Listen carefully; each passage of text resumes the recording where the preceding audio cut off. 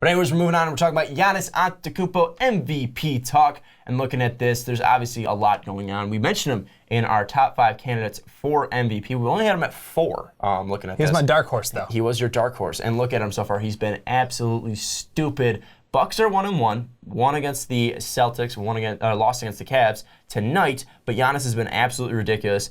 34 tonight against Cleveland in a loss. 37 against Boston in a win. 13 rebounds against Boston, 3 assists against Boston, 3 steals against Boston. Then you look at the Cavs, 34 points, like I mentioned, 8 rebounds, 8 assists, 1 block, and 3 steals. He's been ridiculous. He's also been super efficient, 68% from the field against Cleveland and 59 against Boston. It's ridiculous what he's doing so far. Dave, even if they aren't a top 4 team, and maybe if they're not even a top, and maybe if they're not even a top 3 team in the NBA.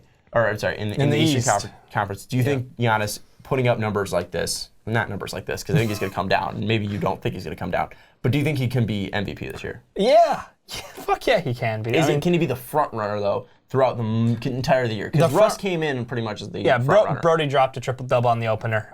It's really hard to disagree with him continuing to do that, even with 2 superstars on that team. Bonkers. But what Giannis can do is he affects the entire game. And that is something special. I think if he averages, even if it comes down to reality, he's not Superman. If he puts up, 28, 8, I was 8 thinking and 28, 3, number 2. 28, 8, 5 and 3, something along those lines. Like the fact that he has 3 steals in both games, if he can keep up above 1.5 steal a game, if you get 2 steals a game, come on. Well, and honestly, I think the block number is kind of low for him. Well, yeah. This is a guy that, again, it's he's got like a 7 wingspan, 8-foot wingspan. But with his quickness, his ability, his wingspan, and his just height, this is a guy that can average possibly a half a block, half a steals per game, be a guy that's in contention for Defensive Player of the Year, while putting up 28 points per game, while putting up 8 to 9 rebounds per game, and adding the fact that you're having 8, 7.5 assists per game.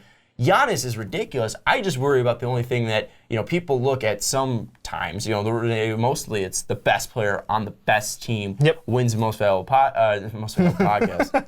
Most valuable player. See, this is what happens when you talk about MVP so long on the fucking channel. Win most valuable player. It's because they're the best player on the best team. But I think the Warriors kind of screwed that over because you don't know who the best player is on the best team, and there's so many players on that team that are valuable and really defines what is valuable to that team. What does that team need to be great? We really don't know. So then it defaults to players like LeBron, who's not on the best team, but is the best player in the NBA. But then again, LeBron wins it so many damn times. So what does Giannis need to separate himself from guys like Steph, Kevin Durant, LeBron, and we'll throw in Russ because Russ, kind of changed the whole narrative by doing something that hasn't been done since the 70s. Yeah. What does Giannis need to do to kind of separate himself from the pack? Honestly, it's continued to be a two-way player because that's something special that you don't see out of everyone. You get occasions where players like Kawhi Leonard is like the standard. Jimmy Butler's up there, but not as good offensively. He's not a focal point anymore now that he's on the Timberwolves. So you look at a player like Giannis, who is the one. And Jabari's out, so you are the one for half the season probably. He has such a chance here to set himself apart from everybody else.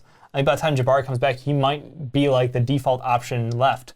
He set himself so far apart from the field. The biggest thing for him, continue being a two-way player, and the other thing is they have to win games. I'm sorry, you can have these ridiculous stat lines. He dropped 34, 8, 8, 3, and 1, and still lost. Sorry, if you're not a top, I want to say a top 6 team in the East, there's zero chance you get an MVP. I know your argument for best player, best team, roughly has been the standard.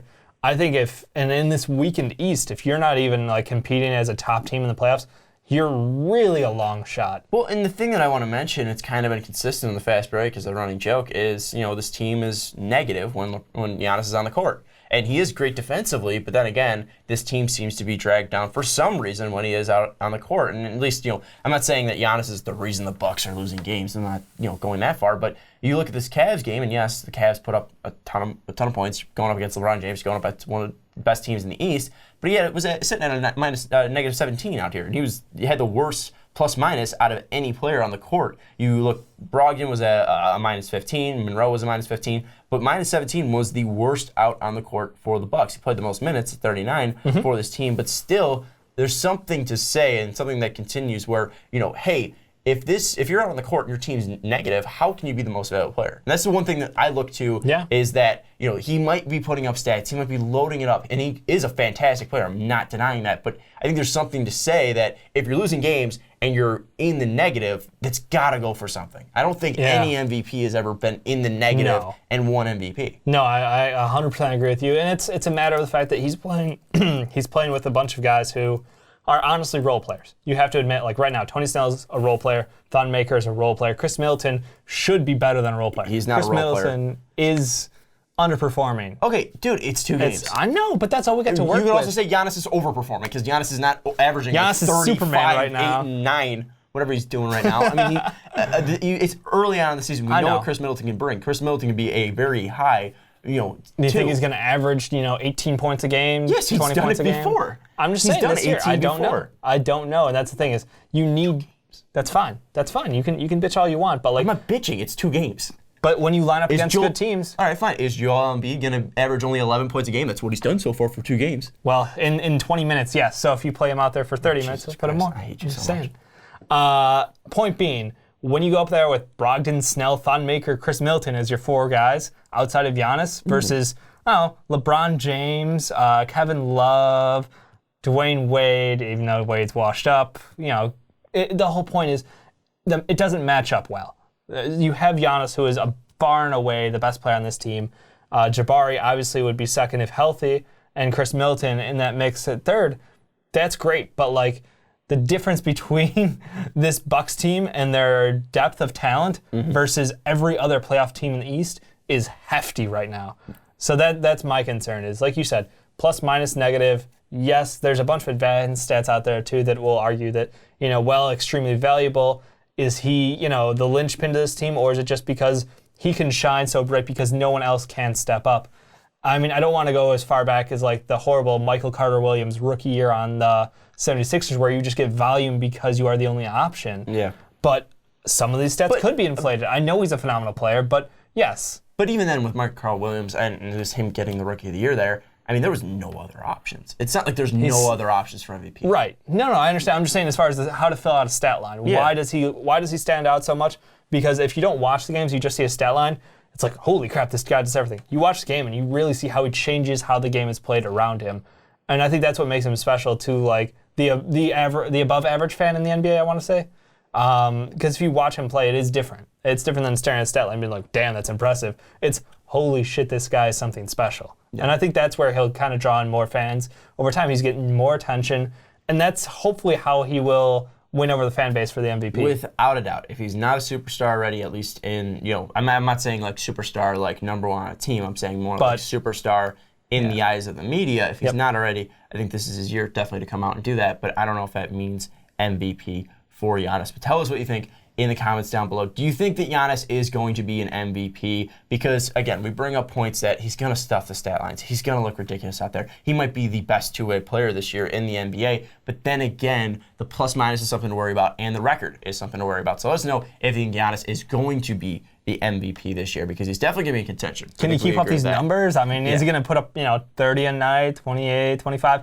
It's going to be a big jump. Is he going for MIP again? Drop a stat line in the comments as well. Yeah. Drop a stat line, drop a like, and hit that subscribe button as well if you're on YouTube. And also, if you're listening on Blog Talk Radio, thank you so much. We're going to give a shout out to Blog Talk Radio. Again, they pimped us out on Twitter, so want to give a shout out to them. So if you're listening on Blog Talk Radio, gave us a download. Big thanks to you guys over there. We also want to give a huge shout out to Jake for being a patron and jumping on for 2 segments. He killed it. He was awesome on those 2 segments. Ricky is not back yet, and I know a lot of people have been clamoring in the comments. We only have 2 wireless mics. We want to get Ricky on a podcast. We will sooner rather than later. And big shout out to Ricky for editing this. But for Dave Oster, I'm Sean Anderson.